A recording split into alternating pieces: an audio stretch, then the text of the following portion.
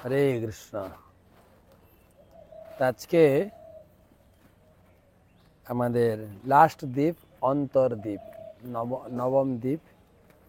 তো অনেক বড় দ্বীপ, অনেক কথা, যেহেতু সর্বদ্বীপের মধ্যে শ্রেষ্ঠ। এইটার উপরে কমপক্ষে 1 মাস ক্লাস দেওয়া যায়, এত কথা রয়েছে, এত সুন্দর। নবদ্বীপ ধাম মনে করুন এটা পদ্ম, চারদিকে 8টা পাপড়ি, 8টা দ্বীপ, মাঝখানে হচ্ছে যে কর্ণিকা বা ভেটকি বলে, সেটা হচ্ছে কর্ণিকা অন্তর্দ্বীপ। সীমান্ত দ্বীপ, গদ্রুম দ্বীপ, মধ্যদ্বীপ, কৌলদ্বীপ, ঋতুদ্বীপ, জন্মদ্বীপ, মদদ্রুম দ্বীপ, রুদ্রদ্বীপ, অন্তর্দ্বীপ। সে অন্তর্দ্বীপ নিয়ে আমরা আলোচনা করব।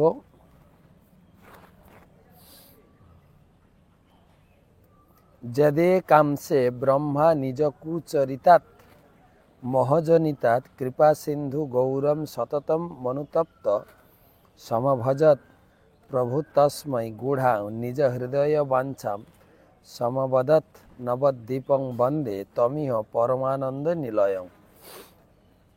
ব্রহ্মা মোহবশত স্বভাব বিপর্যয় হেতু এক সময় শ্রীকৃষ্ণের গোবৎসাদি হরণ করেন। পশ্চাৎ তার মোহভঙ্গ হলে সতত অনুতপ্ত হয়ে অন্তর্দ্বীপ নামক যার একাংশে অবস্থানপূর্বক মহাপ্রভু শ্রী গৌরাঙ্গের ভজনা করেন এবং মহাপ্রভু তাকে দর্শন দানপূর্বক নিজ অন্তরের গূঢ় অভিলাষ ব্যক্ত করেন। সেই পরমানন্দের নিলয় নবদ্বীপ ধামকে আমি বন্দনা করি। অলমলমিহ যসিত গদ্ধর্পি সঙ্গরঙ্গই রলমলমিহ বিদ্যাপত্য বিদ্যা যশভি অলমলমিহ নানা সাধনায়ামাস দুঃখই ভবতু ভবতু চান্তর্দ্বীপমাশ্রিত ধন্য। এই জগতে যসিত রূপা গর্ধবীর রসরঙ্গে সঙ্গরসে প্রয়োজন কি? প্রাকৃত সম্পদ, সন্তান, বিদ্যা ও প্রতিষ্ঠাদের আর আবশ্যকতা কি? আর নানাবিধ প্রাকৃত সাধনার আয়োজনিত ক্লেশরই বা প্রয়োজন কি? হে মানবগণ, অন্তর্দ্বীপ আশ্রয় করে সকলেই ধন্য হোক।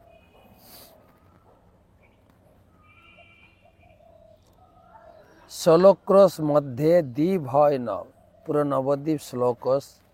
অষ্টদল পদ্ম যেন জলতে ভাসয়। পদ্মের 8টা পাপড়ি, অষ্টদলে অষ্টদ্বীপ, মধ্যে অন্তর্দ্বীপ, তার মাঝে মায়াপুর মধ্য বিন্দু টিপ। মায়াপুর যোগপীঠ সদা গোলাকার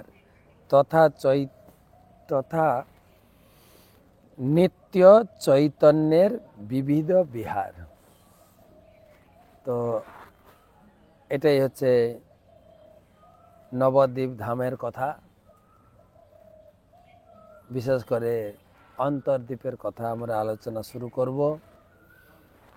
বন্দে অহম শ্রীগুরো শ্রীযুত পদকমলম শ্রীগুরুন বৈষ্ণবাংশ্চ শ্রীরূপম সাগ্রজাতম সহগণ রঘুনাথান্বিতম তম সজীবম সাদ্বৈতম সাবধূতম পরিজন সহিতম কৃষ্ণ চৈতন্য দেবম শ্রীরাধা কৃষ্ণ পাদন সহগণ ললিতা শ্রী বিশাখানিতাংশ্চ নমো ওং বিষ্ণুপাদায় কৃষ্ণপ্রেষ্ঠায় ভূতলে শ্রীমতে জয়পতাকা স্বামিনিতি নামিনে নমো আচার্যপাদায় নিতাই কৃপাপ্রদায়িনে গৌরকথা ধামদায় নগর গ্রামতারিণে নমো ওং বিষ্ণুপাদায় কৃষ্ণপ্রেষ্ঠায় ভূতলে শ্রীমতে ভক্তিবেদান্ত স্বামিনিতি নামিনে নমস্তে সারস্বতে দেবে গৌরবাণী প্রচারিণে নির্বিশেষ শূন্যবাদী পাশ্চাত্য দেশতারিণে আজনুলম্বিত ভুজৌ কনকাবদাতৌ সংকীর্তনৈকপিতরৌ कमलायताक्षौ विश्वम्भरौ द्विजवरौ जुगधर्मपालौ वन्दे जगत्प्रियकरौ करुणावतारो। जय श्री कृष्ण चैतन्य प्रभु नित्यानंद श्री अद्वैत गदाधर शिवासादि श्री गौर भक्तबिंद। हरे कृष्णा कृष्णा कृष्णा हरे हरे, हरे राम राम राम हरे हरे। সবাইকে সুস্বাগতম, ধন্যবাদ এবং কৃতজ্ঞতা জানাই নবদ্বীপ মণ্ডল পরিক্রমায়। নবদ্বীপ মধ্যে মায়াপুর নামে স্থান, যথা জন্মিলেন গৌরচন্দ্র ভগবান। জৈছে বৃন্দাবনে যোগপীঠ সুমধুর, তৈছে নবদ্বীপে যোগপীঠ মায়াপুর।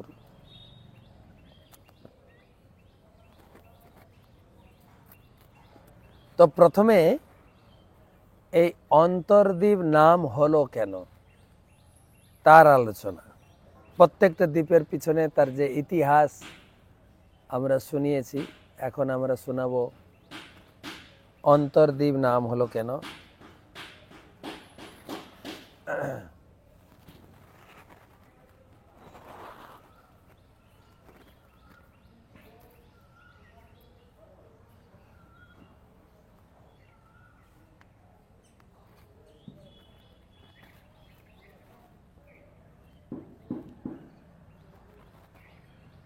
তো বৃন্দাবন লীলায় ব্রহ্মা ভগবানের চরণে অপরাধ করেছিলেন।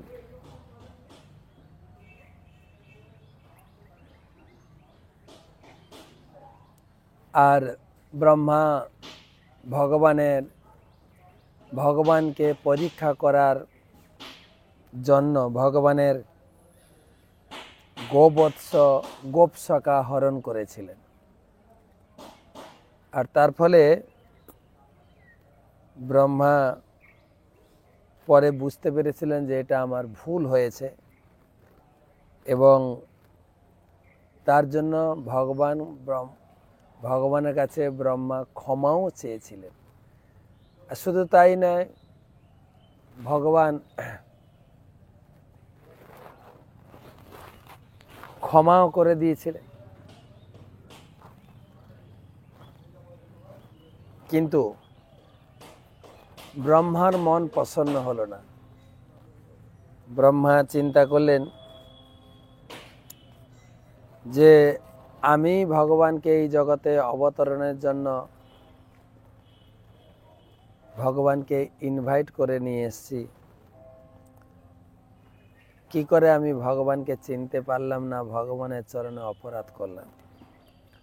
মনে মনে বিচারই বসিয়া নির্জনে, না দেখি উপায় চৈতন্য অবতার বিনে। কলির প্রথমে প্রভু শ্রীকৃষ্ণ চৈতন্য, অবতীর্ণ হইয়া করিব কলি ধন্য। নবদ্বীপে করিলে প্রভুর আরাধনা, করিবেন পূর্ণ প্রভু মনের বাসনা। তো পরের অবতার ভগবান কলিযুগে নবদ্বীপে অবতীর্ণ হবেন। তো পুনরায় যদি নবদ্বীপ লীলায় পুনরায় যদি আমার অপরাধ হয়ে যায়, সেজন্য ব্রহ্মা চিন্তা করলেন যে আমি মহাপ্রভুর বা কৃষ্ণের কলিযুগে অবতারের আগে যাব, আগে গিয়ে সেখানে আমি আমার গৌর আরাধনা শুরু করব, গৌর আরাধনা। তো যাতে আমার কলিযুগের অবতারে কোনো প্রকারের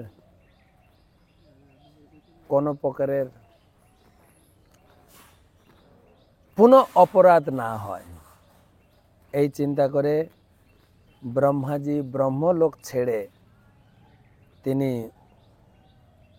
এই নবদ্বীপে চলে এলেন। তখন গৌরাঙ্গ মহাপ্রভু কিন্তু অবতীর্ণ হননি। তো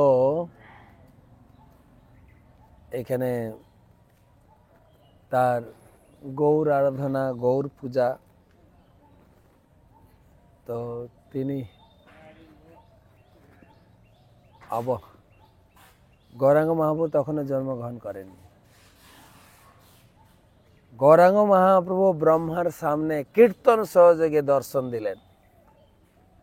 আজ অনুলম্বিত বাহু বক্ষ পরিসর, নানা মণিভূষণে ভূষিত কলেবর, আকর্ণ বিস্তৃত নেত্র অদ্ভুত চাহনি, কোটি কোটি চন্দ্র যিনি মুখের লাবণী, সদা মন্দ মন্দ হাসি সুধা বৃষ্টি করে, কে আছে এমন সে ভক্তিতে ধৈর্য ধরে।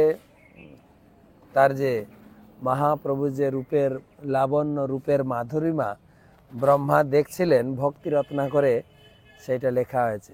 তিনি লিখেছেন, মহাপ্রভুর শরীর ছিল আজ অনুলম্বিত, বক্ষ পরিসর, সারা অঙ্গে বিভিন্ন প্রকার মণিমুক্তার দ্বারা সাজানো, এবং তার মুখের যে মাধুরিমা কোটি কোটি চন্দ্রকে লাঞ্ছিত করে। কোটি কোটি চন্দ্র যিনি মুখের লাবণী, আকর্ণ বিস্তৃত নেত্র অদ্ভুত চাহনি, আর সদা মন্দ মন্দ হাসি সুধা বৃষ্টি করে, কে আছে এমন সে ভক্তিতে ধৈর্য। সেই ভগবানের এই অপরূপ মাধুর্য দর্শন করে কে স্থির থাকতে পারে? ভগবান আবির্ভূত হয়ে ব্রহ্মাকে বলছেন, পিতামহ ব্রহ্মা, আপনি ব্রহ্মলোক ছেড়ে এখানে তপস্যা করছেন, আপনার তপস্যাতে আমি অতীব সন্তুষ্ট হয়েছি, কিছু বর প্রার্থনা করুন। ব্রহ্মা কহে, কলিযুগে, এই কলিযুগে নদিয়াতে করিবে প্রকট লীলা সগন সহিতে, সে সময়ে প্রভু মোরে করি অঙ্গীকার, জন্মাইবা নিচকুলে এই ইচ্ছা আমার।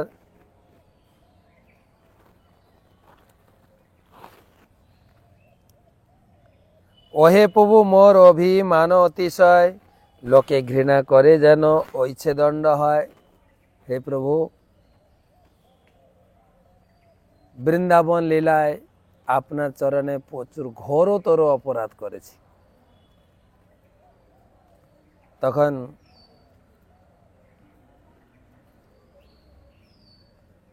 ভগবান কৃষ্ণ বলছেন, মহাপ্রভু বলছেন, আমি তো ক্ষমা করে দিয়েছি।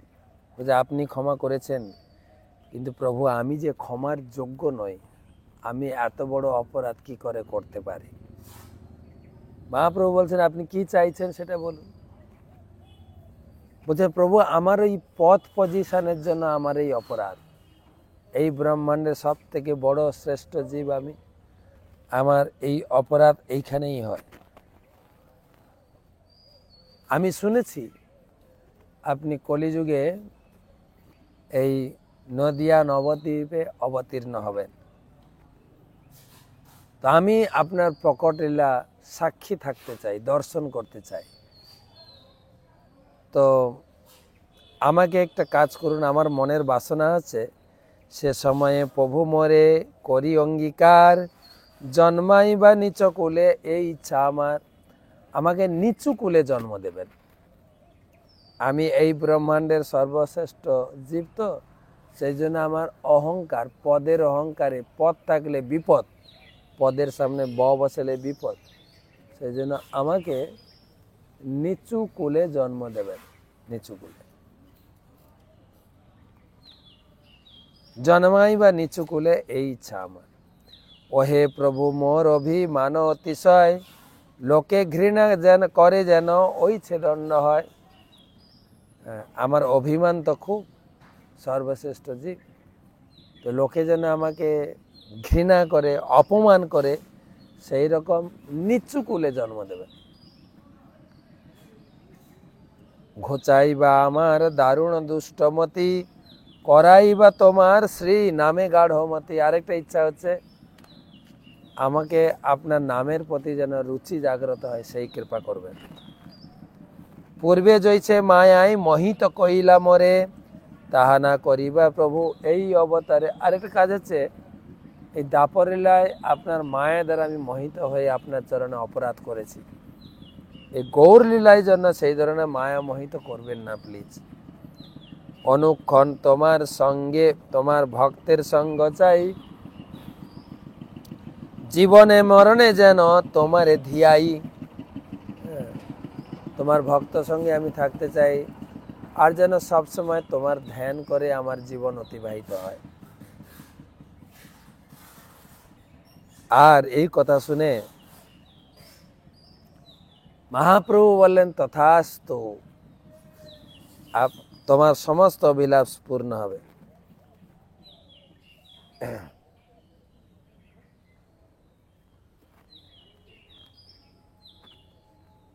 তো ব্রহ্মা গদগদ করে আনন্দাশ্রু বইতে বইতে ব্রহ্মা বলা শুরু করেছেন যে কি ধন্য আমি, আপনার লীলা, আপনি যুগে যুগে বিবিধ লীলা করে থাকেন এবং আপনি হচ্ছেন স্বতন্ত্র ঈশ্বর।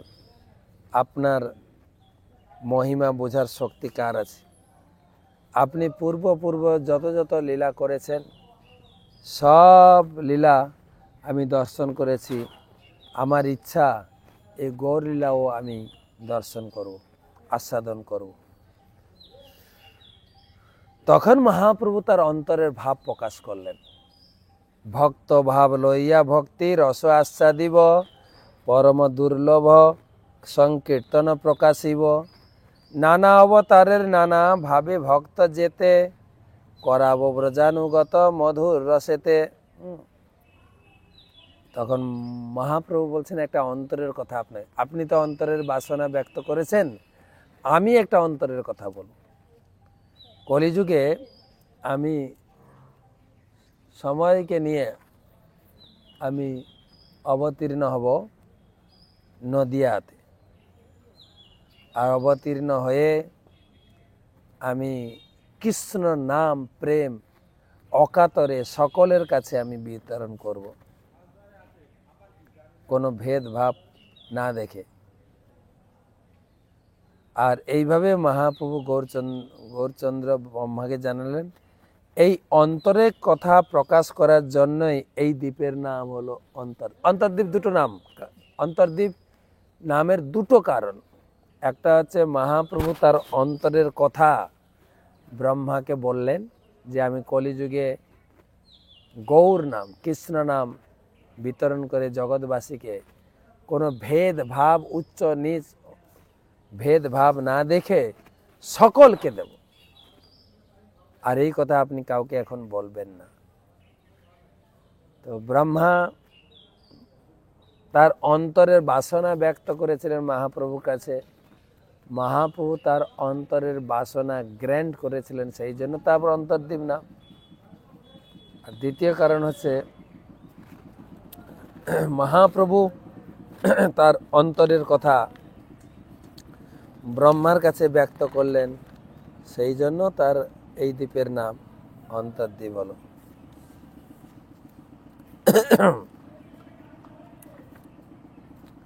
তো এখন এই জায়গায় মহাপ্রভুর জন্ম, এটাকে বলে যোগপীঠ।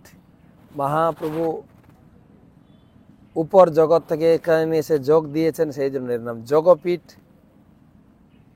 শচী গর্ভে বৈশে প্রভু ভুবনের বাস, ফাল্গুনী পূর্ণিমা আসি হইলা প্রকাশ, অনন্ত ব্রহ্মাণ্ডে যত আছে সুমঙ্গল, সেই পূর্ণিমায় আসি মিলিলা সকল, সংকীর্তন সহিত প্রভুর অবতার, গ্রহণের ছলে তাহা করেন প্রচার।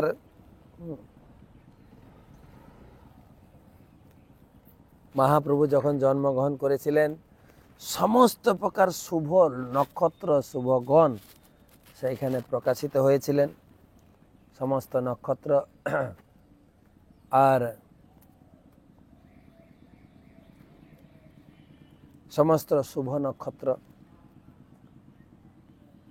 আরেকটা হচ্ছে যে মহাপ্রভুর আবির্ভাবটা নাম কীর্তন করতে করতে হয়েছে। সর্ব সদ্গুণ পূর্ণাম তাম বন্দে ফাল্গুন পূর্ণিমাম যস্যাম শ্রীকৃষ্ণ চৈতন্য অবতীর্ণ কৃষ্ণ নাম অভি। যে ফাল্গুনী পূর্ণিমায় শ্রীকৃষ্ণ নামের সহিত মহাপ্রভু কৃষ্ণ চৈতন্য অবতীর্ণ হয়েছে, সর্ব সদ্গুণ পরিপূর্ণ সেই ফাল্গুনী পূর্ণিমা তিথিকে বন্দনা করি।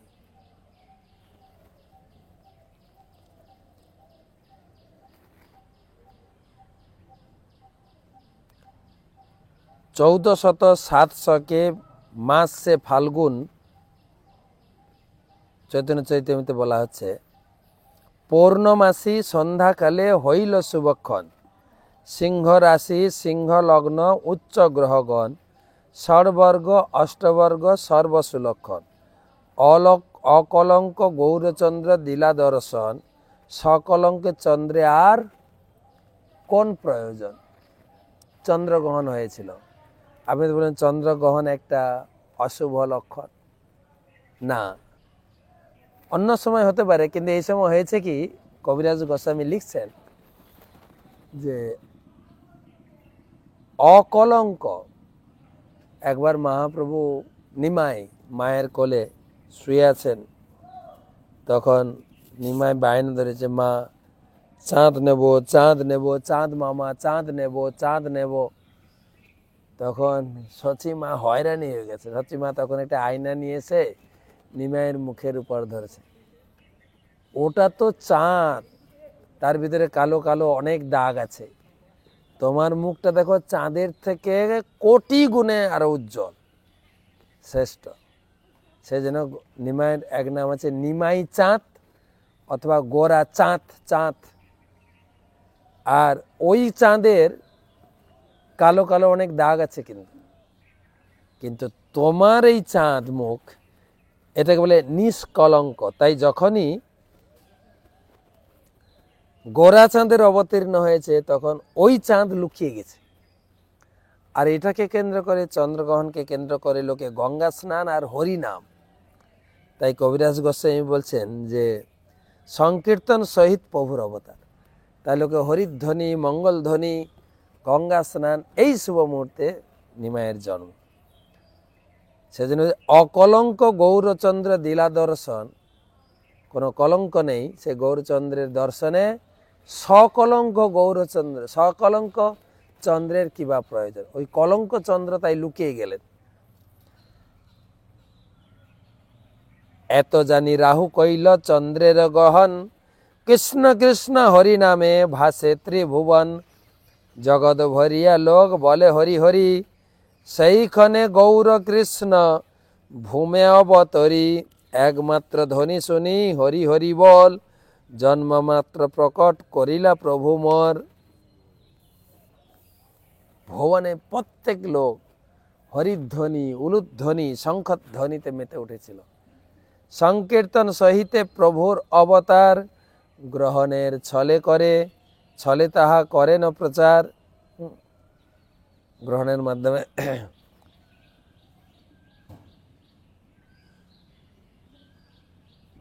আর অদ্বৈত আচার্য বাবু তিনি শান্তিপুরে ছিলেন, তিনি ওখানে নাচা শুরু করেছেন হরিদাসকে নিয়ে। সেই কালে নিজালয় উঠিয়া অদ্বৈত রায় নৃত্য করে আনন্দিত মনে, হরিদাসে লইয়া সঙ্গে হুঙ্কার কীর্তন রঙ্গে, কেনে নাচে কেহ নাহি জানে। দেখি উপরাগ হাসি শীঘ্র গঙ্গা ঘাটে আসি, আনন্দ করিল গঙ্গা স্নান, পাইয়া উপরাগ চলে আপনার মন বলে, ব্রাহ্মণের দিল নানা দান। জগৎ আনন্দময় দেখি মনে সবিস্ময়, ঠারে ঠারে কহে হরিদাস, তোমার ওই ছন রঙ্গ মোর মন পরসন্ন, দেখি কিছু কার্যে আসে ভাস। তো চৈতন্য মহাপ্রভুর জন্মস্থান, আমাদের অনেক লোক বলে যে মহাপ্রভুর জন্মস্থান, মহাপ্রভু যাওয়ার পরে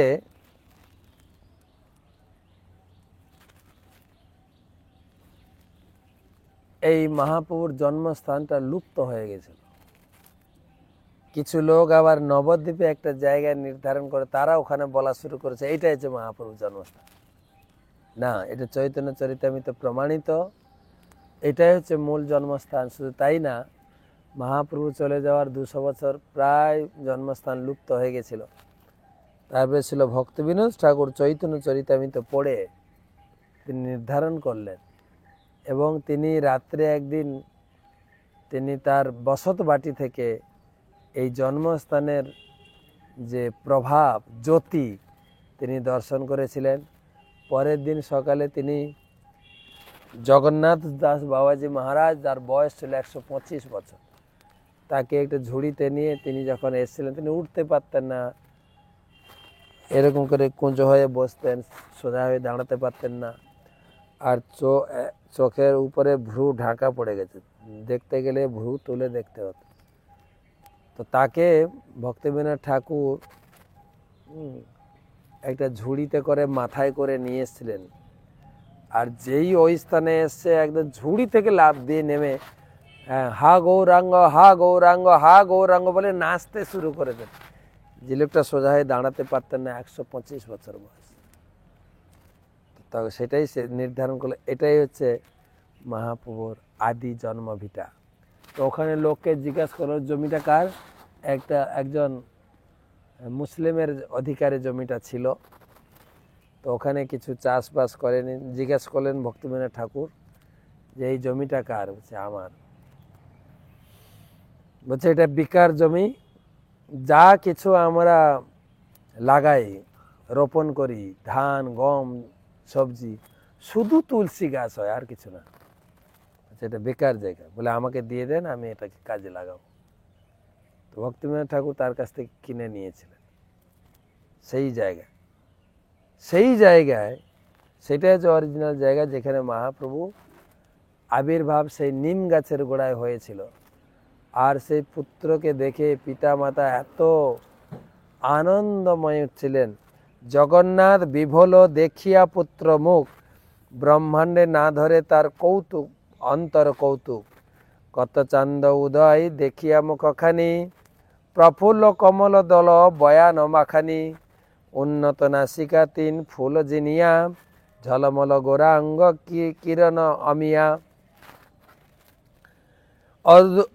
অধর অরুণ আর চারুগণ্ড দুটি, সুন্দর চিবুক দেখি উঠয়ে প্রীতি, সিংহগ্রীব গজস্কন্ধ বিশাল হৃদয়, আজ অনুলম্বিত ভুজ তনু রসময়, বিশাল নিতম্ব উরু কদলীর যেন, অরুণ কমল দল দুখানি চরণ, ধ্বজ বজ্রাঙ্কুশ সে পঙ্কজ পদতলে, রথছত্র চামর স্বস্তিক জম্বু ফলে, ঊর্ধ্বরেখা ত্রিকোণ কুঞ্চর কুম্ভবরে, সব অপরূপ রূপ অমিয়া উগরে, হেন অপরূপ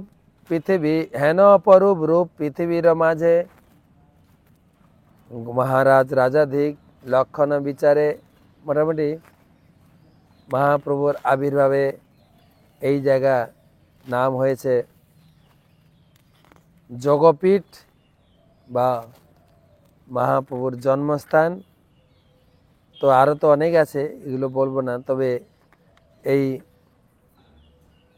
এই দ্বীপে কি কি আছে সেই বিষয়ে একটু আলোচনা করি।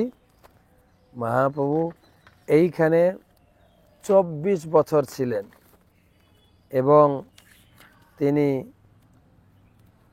বাল্যলীলা, বিদ্যাভ্যাস, বিদ্যালয়ের চাঞ্চল্যমতি প্লাস সংসার জীবন, তিনি দুটো বিবাহ করেছিলেন, লক্ষ্মীপ্রিয়া এবং বিষ্ণুপ্রিয়া দেবীর সঙ্গে। আর কিছুদিন ছিলেন, তারপর তিনি সন্ন্যাস গ্রহণ করে তিনি চলে যান পুরীতে। পুরো মায়াপুর নবদ্বীপকে কাঁদিয়ে তিনি চলে যান। তবে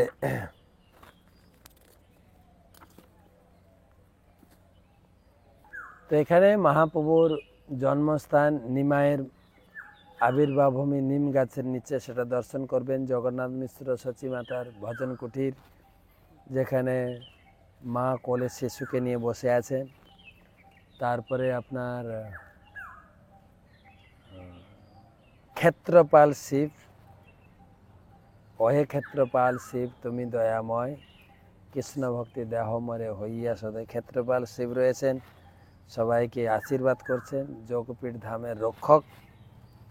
তারপরে লক্ষ্মী নরসিংহ মন্দির, গৌর গদাধর মন্দির। আমি শুনেছি এখানে অনেকবার চুরি বা অনেক কিছু বিঘ্ন ঘটেছিল, যার ফলে ভক্তি সিদ্ধান্ত সরস্বতী ঠাকুর তিনি লক্ষ্মী নরসিংহদেব এবং তিনি স্থাপন করেছেন। তখন থেকে বিঘ্নাদি অনেকটা কমে গেছে। তারপর গৌরকুণ্ড, বিশাল পুষ্করিণী, যেখানে সচীমাতা এই জল ব্যবহার করতেন নিমায়ের সেবার জন্য। বলা হয়েছে এই গৌরকুণ্ডের পাবনী জল যদি কেউ মাথায় গ্রহণ করে, তাহলে তার জীবনে যত অনর্থ আছে অনর্থ থেকে মুক্ত হয়ে যাবে। তারপরে ভক্তিবিনোদ ঠাকুরের স্মৃতি মন্দির, এগুলি দর্শনীয়। এবং অল্টারে আছেন আপনার পঞ্চতত্ত্ব, তারপরে রাধাকৃষ্ণ লক্ষ্মী জনার্দন মহাপ্রভু, আর রয়েছেন মহাপ্রভু লক্ষ্মীপ্রিয়া দেবী, বিষ্ণুপ্রিয়া দেবী। তো এই যোগপীঠ ছেড়ে দিলে আমরা দেখতে পাই নন্দন আচার্য ভবন, যেটাকে বলে গৌর নিত্যানন্দের মিলন স্থান। যে আপনারা জানেন মহাপ্রভু জন্মগ্রহণ করেছিলেন নদিয়া নবদ্বীপে মায়াপুরে। নিত্যানন্দ প্রভু আবির্ভূত হয়েছিলেন একাচক্র ধামে। একাচক্র নিত্যানন্দ প্রভু অনেক 12 বছরের প্রায় বড় ছিলেন। তারপরে একাচক্র পরিত্যাগ করে তিনি ভ্রমণে বেরোলেন। তীর্থ ভ্রমণ করে করে তিনি যখন বৃন্দাবনে পৌঁছালেন, বৃন্দাবনে পৌঁছে জানতে পারলেন যে কৃষ্ণ বৃন্দাবন ছেড়ে নদিয়া নবদ্বীপে গেছেন কৃষ্ণ নাম প্রচারে। তো নিত্যানন্দ প্রভু ওখান থেকে চলে এলেন। চলে এসে তিনি এই নন্দন আচার্য ভবনের গৃহে ছিলেন। আর এদিকে মহাপ্রভু রাত্রে বলছেন কালকে একজন মহান ব্যক্তিত্বের এখানে প্রকাশ ঘটবে, 2-3 দিনের মধ্যে এক মহাপুরুষ নবদ্বীপে আসবেন। রাত্রে স্বপ্ন দেখলাম তালধ্বজ রথে আমার দরজায় এসে দীর্ঘ আয়ত দেহ এক সন্ন্যাসী, পরিধানে নীলাম্বর, মাথায় নীল পাগড়ি, হাতে কমণ্ডুল আমাকে জিজ্ঞাসা করছেন এটা কি নিমাই পণ্ডিতের বাড়ি? আমি বললাম তুমি কোন মহাজন? তিনি হেসে বলেন আমি তোমার ভাই, আমার আর কি পরিচয়, তো কালকে তোমার সঙ্গে আমার পরিচয় হবে, এখন আমি যাই। এই কথা বলে মহাপ্রভু শ্রীবাস এবং হরিদাস ঠাকুরকে বললেন তোমরা খুঁজে দেখো সে মহান ব্যক্তি এখানে কোথায় আছে। তো সবাই গিয়ে কেউ খুঁজে পেলেন না। তো মহাপ্রভু বলেন আমার সঙ্গে চলো, আমি তোমাদেরকে দেখাবো সেই মহান ব্যক্তি। তো মহাপ্রভু তিনি সবাইকে নিয়ে এই নন্দন আচার্য ভবনে প্রবেশ করলেন। দীর্ঘায়তন বিশাল ব্যক্তিত্ব সেই অবধূত, সেইখানে মহাপ্রভু নিত্যানন্দ প্রভুকে দর্শন করে নিত্যানন্দ মহাপ্রভু। এই চোখে চোখের মিলন আর ভক্তরা উদ্দণ্ড কীর্তন, দুজনে আলিঙ্গনাবদ্ধ হয়ে প্রেমাশ্রু নয়নে দুজনকে অভিষেক করে গড়াগড়ি করতে লাগলেন। সেই গৌরনীতায়ের প্রথম মিলন এই নন্দন আচার্য গৃহ, সেখানে ভক্তরা দর্শন করতে যান এবং মহাসংকীর্তন অনুষ্ঠান অনুষ্ঠিত হয়। তারপরে শিবডোবা আমাদের যে মায়াপুর কমিউনিটি হসপিটাল আছে তার সামনে,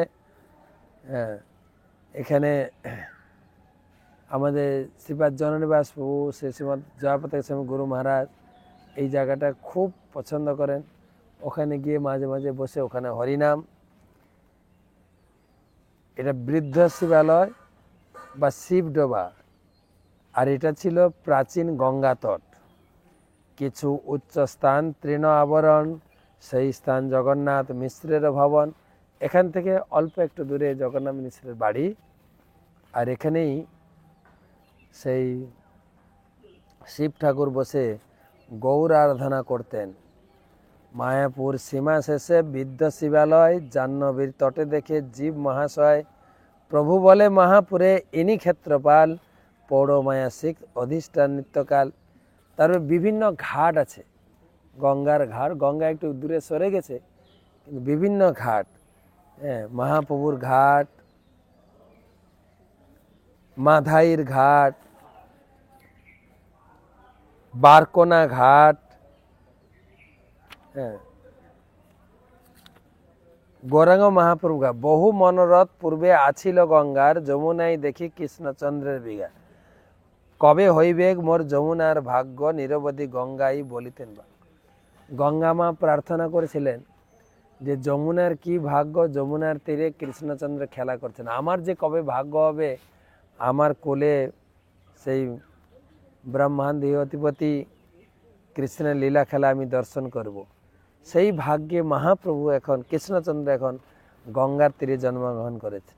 যদ্যপি গঙ্গা অজ ভববন্দিতা, তথাপিও যমুনার পদ সেবাঞ্ছিতা। বাঞ্ছা কল্প তরু প্রভু শ্রী গৌর সুন্দর, জাহ্নবীর বাঞ্ছা পূর্ণ করে সে নিরন্তর। গঙ্গা এইভাবে প্রার্থনা করতেন, তখন গঙ্গার মনোবাঞ্ছনা পূর্ণ করে গঙ্গার তীরে মহাপ্রভু আবির্ভূত হয়েছেন এবং প্রতিদিন গঙ্গায় গিয়ে স্নান করতেন, জলকেলি করতেন। গঙ্গার হৃদয় প্রভু জানে মনে মনে, আগুসরি গঙ্গা করে পরশনে, কর পরশনে গঙ্গা না করিল পুরিয়াস, ঢেউ ছলে করে গঙ্গা চরণ সম্ভার। হ্যাঁ, তিনি গঙ্গা আশা করতেন মহাপ্রভুর চরণ পাবো, সেই গঙ্গার মনোবিলাস পূরণ করার জন্য নিমাই একটু জল স্পর্শ করে মাথায় দিতেন, আর তাতেই গঙ্গা খুশি হয়নি। গঙ্গা কি রয়েছে, ঢেউ ছল করে মহাপ্রভু চরণ ছুঁয়ে চরণ ধুলে নিয়েছে। কর গঙ্গা পরশনে গঙ্গার না পুরিল আস, ঢেউ ছলে গঙ্গা করে চরণ সম্ভাস। প্রতিদিন স্নান করতেন, দুপুরে গিয়ে স্নান করতেন, বন্ধুদের সঙ্গে জল কেলি করতেন। আর আর জলে ডুবে যারা ব্রাহ্মণেরা জলে দাঁড়িয়ে গায়ত্রী মন্ত্র আহ্নিক পাঠ করতেন, তাদের চরণ ধরে কুমিরের মতো কামড় দিতেন। একদিন স্নান করে উঠে আসেন, ব্রাহ্মণেরা গায়ত্রী করছেন, জল বাড়ছে, বর্ষাকাল ছিল না, এত জল বাড়তে বাড়তে বাড়তে বাড়তে ব্রাহ্মণের প্রায় ডুবে যায়। অর্থাৎ মহাপ্রভু উঠে যাচ্ছেন, গঙ্গা কিন্তু তার চরণ ছাড়ছেন না। তো মহাপ্রভু জল স্পর্শ করে বলে, এই পর্যন্ত থাকো, আর উঠো না, থেকে গেলে। মাধাইয়ের ঘাট, জগাই মাধাই যখন উদ্ধার হয়ে গেল মহাপ্রভুর কৃপায়, মাধাই জগাইয়ের খুব খুব কি বলা যায় খেদ হতো, এত ভক্তদের আমি কষ্ট দিয়েছি। মহাপ্রভুর কাছে গিয়ে প্রার্থনা করছেন, মহাপ্রভু আমার এই ভক্তদের এত কষ্ট দিয়েছি, এত লাঞ্ছনা করেছি, এত অপরাধ করেছি, সেখান থেকে আমার মুক্তির উপায় কি? মহাপ্রভু বলছেন, তুমি গঙ্গা ঘাটে একটা ঘাট বানিয়ে দাও, আর প্রতিদিন ঘাটে পরিষ্কার করো, সবার সেবা করো, সবাই যদি খুশি হয় তোমাকে আশীর্বাদ করে, তাহলে তুমি সেই এ থেকে মতো। তো মাধাই প্রতিদিন ঘাটে আসতো আর সবার চরণ ধুয়ে দিত, সবার কৃপা লাভ করেছিল। বারকোনা ঘাট, এটা বৈষ্ণবরা স্নান করতেন সেই বারকোনা ঘাটে, যেটা বারকোনা ঘাট এই অতীব সুন্দর, বিশ্বকর্মা নির্মিনেল প্রভু আজ্ঞাধর। এই ঘাটে দেখো জি পঞ্চ শিবালয়, পঞ্চ তীর্থলিঙ্গ, পঞ্চ জ্যোতির্ময়। তো এখানে শিব ঠাকুর এখানে বাস করতেন, তার পূজা হতো। গঙ্গার পাড়ে শিব ঠাকুর থাকেন, তার আরাধনা হতো। তো যাই হোক, আরও অনেকগুলো আছে, আর কালকে একবার পাঠ করব। আর কি কি অন্তর্দ্বীপে আছে সব দর্শন করাবো। কালকে আরেকটা ক্লাস লাগবে, তবে নবদ্বীপ ধাম বর্ণনা সম্পূর্ণ হবে। হরে কৃষ্ণ, শুভরাত্রি, সবাই ভালো থাকবেন। হরে কৃষ্ণ।